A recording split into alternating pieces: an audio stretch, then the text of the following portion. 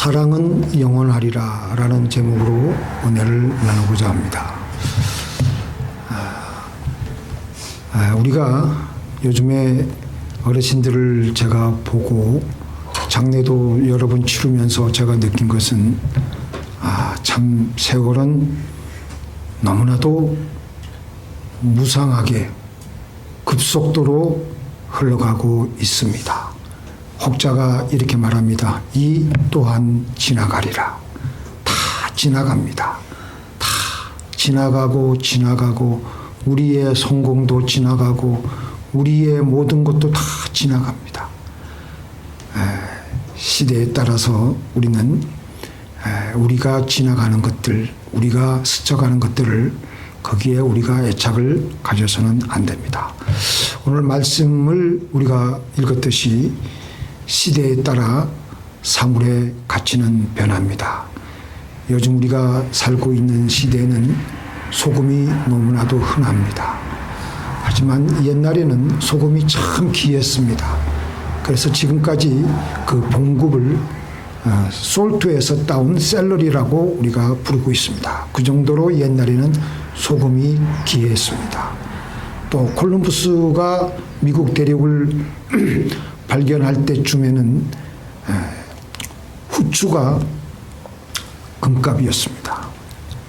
탐험가마다 후추를 얻으러 동으로 향했습니다. 그러나 지금은 사방에 널린 게 후추입니다. 또 요즘엔 주식을 젊은이들이 많이 투자를 하고 앱을 보면서 뭐 일로 옮겼다가 졸로 옮겼다가 지식과 정보에 따라서 많은 이제 급락을 하기도 하고 하는데 그것도 하루하루가 지나면 그 모든 정보와 지식이 다 쓰레기가 되고 맙니다. 지금 우리가 가지고 있는 것들 돈, 부동산, 자동차 다 우리 곁을 지나고 맙니다. 8절 오늘 말씀 보니까 사랑은 언제까지든지 떨어지지 아니하나 예언도 패하고 방언도 그치고 지식도 패하리라. 예언도 패하고 방언도 그치고 지식도 패하리라. 고린도 교인들이 가장 소중하고 귀중하게 여겼던 것들이 바로 예언과 방언과 지식입니다. 고린도 교회에서 예언하는 사람은 아주 좋은 최고의 대접을 받았습니다. 예언이라는 게 뭡니까? 하나님의 말씀을 풀어서 전달해 주는 것과 미래에 다가올 일을 미리 얘기해 주는 것이 아니겠습니까? 천국 가면 하나님 말씀이 다 이루어졌는데 무슨 그런 예언이 필요하겠습니까? 천국에 가면 예언의 은사는 다 쓰레기통에 들어가게 됩니다. 다음으로 고린도 교회에서 행세하는 사람들은 방언을 하는 사람이었습니다. 방언이 뭡니까? 방언은 기도를 잘하게 해줘요. 기도의 문이 쉽게 뚫리게 해줘요. 그러니까 기도가 잘 쉽게 뚫리니까 영적인 교만이 들 수가 있고 또 그래도 영적인 세계를 많이 알 수 있으니까 이 사람들이 영적으로 우월감을 가지게 되는데 그런데 이 방언도 천국 가면은 다 폐지되고 없어집니다. 마지막으로 지식의 은사입니다. 지식은 하루가 다르게 지식은 변하고 또 변하고 새롭고 더 완전한 지식이 계속해서 대체가 됩니다. 그래서 우리가 지금 알고 있는 이 지식은 어떤 부분에 있어서는 불완전하기 때문에 계속해서 새로운 지식으로 대체가 됩니다. 9절 10절 한번 볼까요? 우리가 부분적으로 알고 부분적으로 예언하니 온전한 것이 올 때는 부분적으로 하던 것이 패하리라. 우리가 지금 알고 있는 것들 영적 지식이 우리가 얼마나 알고 있습니까? 하나님에 대해서 우리가 얼마나 알고 있습니까? 또 부활의 몸에 대해서도 우리가 얼마나 알고 있겠습니까? 성경 말씀을 통해서 대충 유추할 수는 있겠지만 지극히 우리가 알고 있는 것은 부분적입니다. 그런데 우리가 이제는 12절에 보니까 이제는 거울로 보는 것 같이 희미하나 그때는 얼굴과 얼굴을 대하여 볼 것이요. 이제는 내가 부분적으로 아나 그때는 주께서 나를 아시는 것 같이 내가 온전히 알리라. 천국 가면 우리가 궁금해했던 것이 다 풀립니다. 왜 하나님께서 그때 그렇게 하셨는가? 왜 그런 일이 발생하였는가? 천국 가면 그 모든 지금 우리에게 감추어졌던 일들이 다 드러나게 됩니다. 그래서 천국에서는 우리가 어떤 상태가 되느냐 하면은, 사랑하는 자들아 우리가 지금은 하나님의 자녀라. 장래에 어떻게 될 것은 아직 나타나지 아니하였으나 그가 나타나심이 되면 우리가 그와 같을 줄을 아는 것은 그의 계신 그대로 볼 것을 인함이라. 그래서 그때는 지금 우리가 갖고 있는 지식들은 다 소용이 없어요. 그런데 이 모든 것들은 다 사라지고 없어지지만 사라지지 않는 것 한 가지 있습니다. 그게 뭡니까? 오늘 말씀 보니까 바로 사랑입니다. 사랑은 시대와 역사가 변해도 결단코 사라지지 않고 잊혀지지 않고 영원히 남습니다. 병실에 80세 넘으신 할머니가 그의 남편 되는 할아버지가 아주 깊은 병에 걸려서 옆에서 간호하고 있었습니다. 성경을 읽으며 지극정성으로 할아버지 곁을 지키고 있습니다. 근데 어느 한날 어쩐 일인지 아침 저녁으로 할아버지 가족들이 계속해서 할아버지 병실 문안을 보는 것이었습니다. 그러면서 할머니가 입을 뗍니다. 너희 아버지 이번에는 못 일어나신단다. 이제는 화장실 걸음도 못 하신다. 조금 전에도 의사가 호수로 오줌을 빼주고 갔다. 할머니는 눈물을 글썽이며 장남에게, 아들에게 그렇게 아버지의 상태를 말해주는 것이었습니다. 그 아들은, 그 말을 들은 아들은 아무 말이 없는 겁니다. 그날 저녁 할아버지 할머니의 막내딸이 지방에서 올라와서 병실로 아버지를 찾아왔습니다. 지방에서 올라온 막내딸은 아버지의 손을 붙잡고 한없이 눈물을 흘리는 겁니다. 그리고 있는데도 할아버지는 미동도 않은 채 말이 없는 겁니다. 이 지방에서 올라온 이 막내딸은 자기 엄마인 할머니와 함께 3일간 같이 병실 옆에서 잠을 자며 아버지 곁을 지켰습니다. 그리고 3일 후가 되니까 아빠, 나 이제 가봐야 돼. 아빠하고 더 있고 싶은데 그럴 수가 없어. 김서방도 출근시켜야 되고 아이들도 학교 보내야 돼. 그러면서 울먹이며 늙으신 아버지 가슴팍에 파묻혀서 눈물을 흘리며 이렇게 아버지에게, 아버지가 듣든지 말든지 이렇게 말하는 것이었습니다. 아빠, 옛날 일 기억이 나. 아빠하고 나하고 매일 들길을 걸어서 학교를 갔잖아. 여름 장마 때면 아이들은 물이 넘치는 그 개울가를 건널 수가 없어서 늘 아빠를 기다렸어. 아빠는 아이들을 한 명씩 가슴에 안아서 개울물을 건너주었지. 아빠는 아이들에게 사랑이 많은 선생님이었으니까. 아빠가 학교에서 숙직하는 날 기억나지? 엄마가 싸준 도시락을 들고 내가 눈밭을 걸어서 아빠에게 갔는데 내 발바닥이 꽁꽁 얼었다고 아빠가 따뜻한 아빠의 배 안으로 내 발을 집어넣었잖아. 얼마나 차가웠을까. 그러면서 막내딸은 울음을 삼키며 할아버지 가슴에 다시 얼굴을 묻었습니다. 그런 딸의 울음소리에도 할아버지는 아무 말이 없는 겁니다. 아빠, 나 이제 가야 돼. 다시 아빠 일어나야 돼. 꼭! 옆자리에 서 있던 할머니가 어서 가거라. 어여, 아버지, 너희 아버지 다 알아들으셨을 때다. 그리고 할머니는 막내딸을 데리고 병실 문을 나섰습니다. 잠시 후 할머니는 눈물을 닦으며 병실 안으로 다시 들어왔습니다.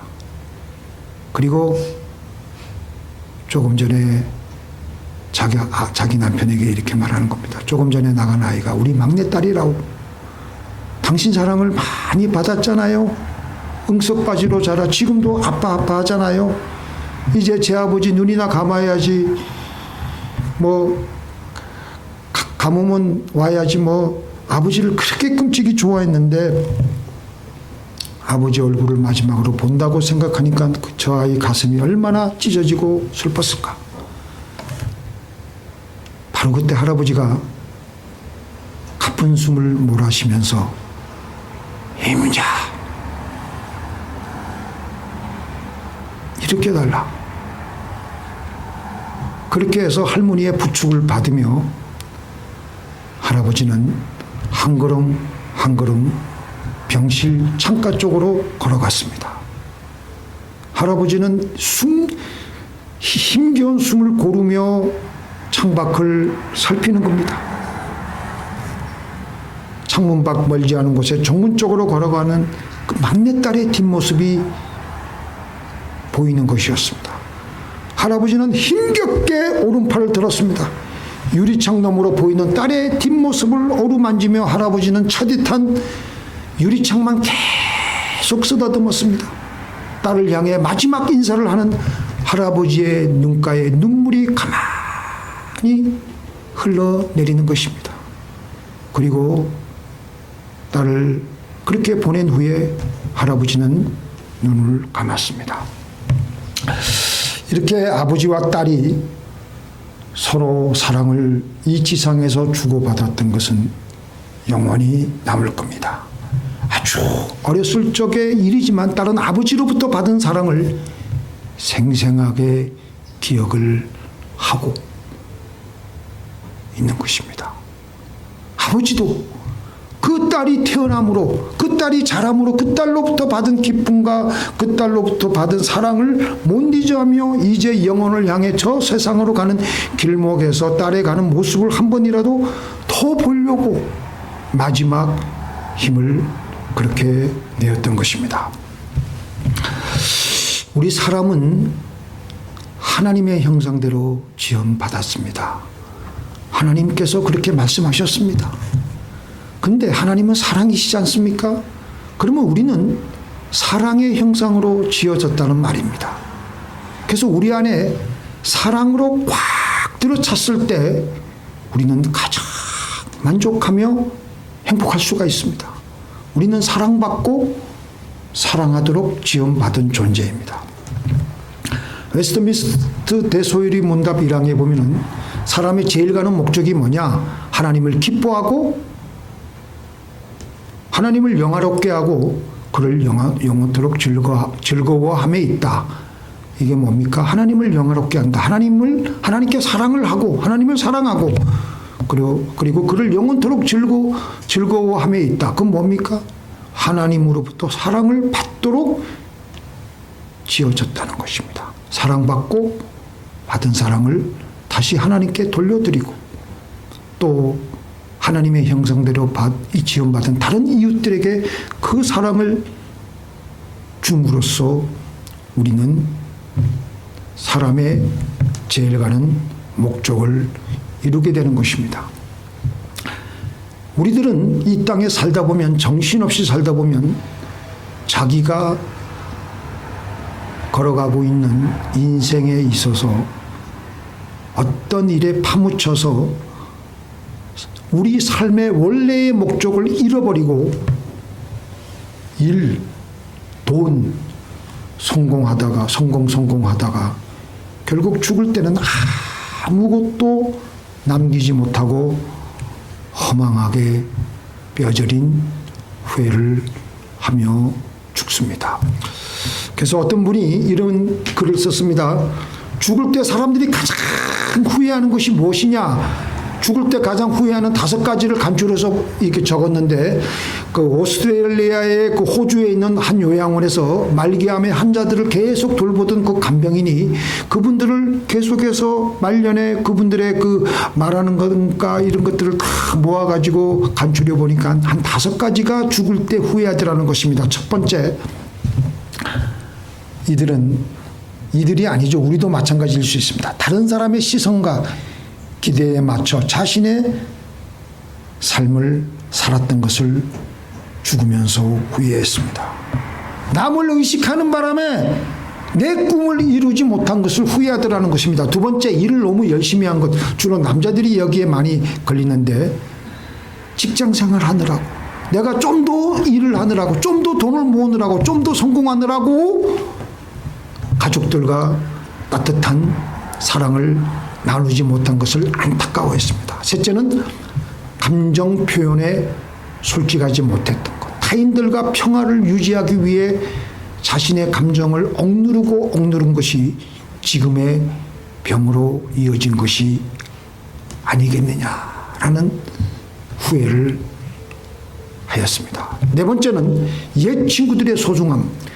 죽음을 앞두고서야 오랜 정말 나에게 서로 사랑을 주고받은 내 오랫동안의 그 친구들이 보고 싶어서 연락을 시도했지만 연락처를 알 수가 없으니까 더 절망스러워하면서 후회했다라는 것입니다.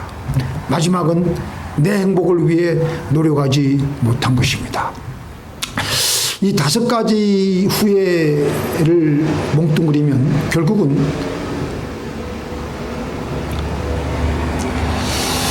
하나님의 사랑을 받아서 누리고 즐거워하고 행복해하면서 그 사랑을 가지고 다시 하나님을 사랑하고 이웃을 사랑해야 되는데 그렇게 살지 못했다라는 것입니다. 후회 없는 삶, 여한이 없는 삶을 살기 위해서는 우리는 하나님으로부터 사랑을 받아야 됩니다. 그리고 받으면서 행복해하며 그 행복을 하나님과 이웃을 또 위해서 헌신, 수고하며 사랑하며 살다가 가는 것입니다. 이 사랑은 하나님의 속성이라서 영원합니다. 영원히 남게 되는 것이 하나가 있다면 딱 그건 하나예요. 딱 사랑입니다. 이 땅에서 우리가 업적과 성공과 돈 다 흔적도 없이 사라집니다. 이 세상에 보이는 것은 결국 다 사라집니다. 그런데 같이 읽겠습니다. 이 세상도 그 정욕도 지나가되 오직 하나님의 뜻을 행하는 이는 영원히 거하느니라.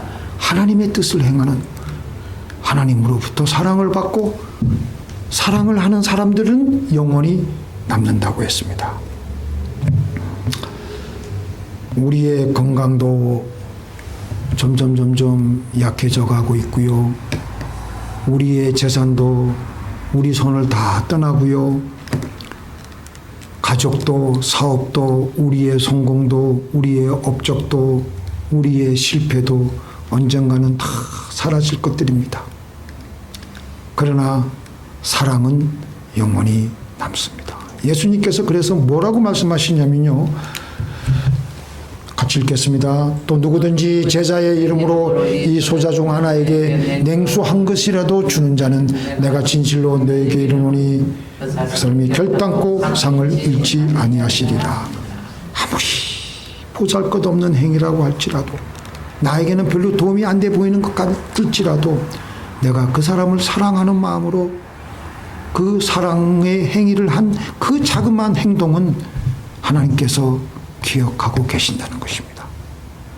그런데 하나님만 기억하시는 것이 아니라 이 땅에서도 그 자그마한 우리 사랑의 행동이 우리에게 돌아올 때가 있다는 것입니다. 70대 후반에 이 팬데믹 기간 동안에 70대 한 후반의 어르신이 우리 이인숙 목사님보다 한 조금 나이가 어리신 것 같아요. 팬데믹 기간 동안에 넘어져가지고 다리뼈가 부러졌어요. 대학병원에서 수술을 받고 그곳에서는 장기간 병원을 입원할 수가 없어가지고 요양병원으로 옮겨서 거기에 한동안 머물러 계셨습니다. 팬데믹 기간 동안이니까 가족들이 할 수 있는 게 별로 없어요. 그래서 병문안도 안 되고 수시로 전화를 걸어 안부를 묻거나 가끔 가족들이 먹거리를 보내주는 것밖에 가족들이 할 게 아무것도 없었어요. 그리고 이제 2계절을 보내고 한 6개월 정도 계시다가 이분이 퇴원을 했는데 퇴원하고 나서 그곳에 있으면서 인생에 대해서 많은 생각을 했다고 합니다. 그곳에 있어 보니까 나이 지긋한 노인분들이 빽빽히 모여있는 요양병원에서는요, 사람을 판단하는 기준이 자기가 생각하던 거하고는 많이 틀린 것을 발견하게 되었어요. 대학원을 나오고 박사를 받았던, 아니면은 아예 공부를 안 했던 무학이든 전문직이건 무직이건 재산이 많든 재산이 적든 그게 상관이 없다는 거예요. 누구나 똑같이 한자복을 입고 병상에 누워있는 그곳에서는 안부 전화가 자주 걸려오고 간식이나 필요한 용품들을 많이 받는 이가 그곳에서는 최상류층이더랍니다. 그러니까 가족과 친구들로부터 계속 간식과 생필품을 의료진이나 같은 병실의 환자들에게 나누어주는 이가 그곳에서는 상류층이에요. 그래서 병실 계급이 그렇게 좌우된다고 합니다. 눈에 보이기는 안 하지만 이 어르신이 볼 때 그런 게 눈에 보이더라는 것입니다. 자기 옆자리 할머니는 밖에서 교장 선생이었고 그 아들은 지금 고위직 공무원이었는데 사과나 이런 과일은커녕 전화도 한 번 하나 아무 데서도 전화가 거의 안 오는 거예요. 그래서 자기가 받은 과일이나 간식을 나눠주면 너무 감사하다고 하면서 민망한 표정을 짓는 거예요. 그래서 요양병원에서 지내보니까 왕년의 직함이나 과거사는 다 부질없다는 것을 느꼈다고 고백을 합니다. 지금 현재 내가 베푸는 모든 일이 내 말년에도 그대로 돌아온다고 합니다. 그래서 이분이 뭐라고 결론을 내리냐면, 운동도 열심히 하고 하루하루 열심히 행복하게 살아가는 분들은 노년을 위한 보험을 드는 것 중에 하나인데, 더 중요한 것은 내가 한 살이라도 젊었을 때 사랑하는 이들과 나누면서 의미 있는 삶을 나눈다면 나의 노년이 더 풍성하고 풍요로워질 수 있을 것이라고. 근데 여기서 중요한 것은 이 보험은 전략이나 잔머리로 채워지지 않는다는 거예요. 진심과 성실이라는 보험료를 차곡차곡 모아야 행복한 말년이라는 보험금이 내게 돌아온다라고 했습니다. 이렇게 이 땅에서도 우리가 한 사랑은 이 땅에서도 언젠가는 돌아오고 천국에서도 영원히 기억이 됩니다. 우리가 나중에 천국에 올라가서 하나님 앞에 섰을 때 하나님이 우리에게 뭘 물어보실까요? 너 얼마나 사랑하다 왔느냐를 물으실 겁니다. 너 얼마나 성공했느냐, 너 얼마나 큰일 했느냐, 너 얼마나 돈을 많이 모았느냐가 아니라 얼마나 너 사랑하다 왔느냐, 얼마나 나를 사랑하는 마음으로 나에게 충성을 했느냐를 물으실 것입니다. 믿습니까? 그래서 사랑만이 영원한 겁니다. 그렇게 생각하니까 제가 이 말씀을 준비하면서 그러면 미움도 영원히 남게 되겠네. 근데 미움은 다 사라지게 됩니다. 미움과 하는 하나님의 은혜로 우리가 회개하고 용서를 하니까 그런 미움의 감정들은 흔적도 없이 사라지게 되고 오직 영원히 남는 것은 사랑만이 우리에게 남게 되는 것입니다. 또 사랑이 미움을 덮어버립니다. 미움과 하는 사랑이 가면요 온데간데 없이 사라집니다. 그래서 사랑은 용서입니다. 나에게 아픔을 주고 한을 주었던 사람들을 다 풀어주고 그들을 용서할 때 우리의 그 사랑은 하늘의 별처럼 빛날 것입니다. 우리 삶의 원천은 어디에 있습니까? 하나님의 사랑의 절정인 십자가에서부터 흘러나오게 됩니다. 십자가에서 죽으신 예수님의 사랑이 하나님의 사랑의 절정입니다. 내 영혼의 생명의 원천입니다. 그래서 우리는 십자가에서 죽으신 하나님의 사랑을 받아 마셔야 되는 것입니다. 바로 그게 성령 충만을 받는 것입니다. 성령 충만 받는 것이 하나님의 사랑을 받는 것입니다. 우리의 삶의 진짜 알맹이가 채워짐으로 우리는 제대로 살아가게 되고 행복하게 살아가게 되는 것입니다. 우리의 인생 아무리 화려하게 보여도 지나고 나면 다 물거품같이 사라지게 될 것입니다. 그러나 그 안에 하나님의 사랑으로 가득 들어찬 삶을 살며 하나님을 사랑하고 이웃을 사랑하며 살아왔다면 그와 그의 삶은 영원히 빛나게 될 것입니다. 우리 이 말씀을 읽고 말씀을 맺겠습니다.